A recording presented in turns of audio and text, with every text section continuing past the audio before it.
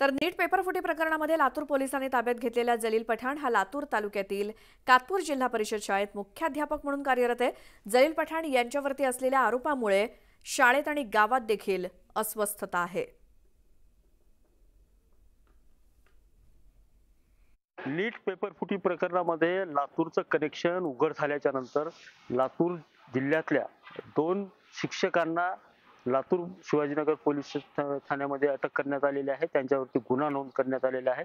त्यापैकी जलील पठाण नावाचे जे शिक्षक आहेत ते लातूर तालुक्यातल्या या शाळेतले शिक्षक आहेत। लातूर तालुक्यातली ही जिल्हा परिषदेची प्राथमिक शाळा आहे।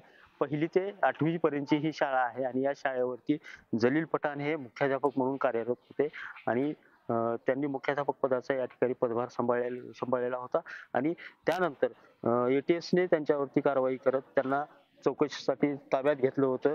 त्यानंतर त्यांना सोडण्यात देखील आलं होतं, चौकशी करून सोडण्यात देखील आलं होतं। मात्र त्यांच्या मोबाईलवरून त्यांच्या व्हॉट्सअप चॅटवरून काही महत्त्वाचे पुरावे एटीएसला परत आढळले आणि त्यानंतर लातूरच्या संजय जाधव आणि जलील पठाण या 2 शिक्षकाच्या विरोधात शिवाजीनगर पोलीस ठाण्यामध्ये गुन्हा नोंद झालेला आहे। आमचे लातूरचे विद्यार्थी जे खूप मेहनती आहेत, अभ्यासू आहेत, पण अशा लोकांमुळे एक लातूरच्या पॅटर्नला गालबोट लागलेला आहे।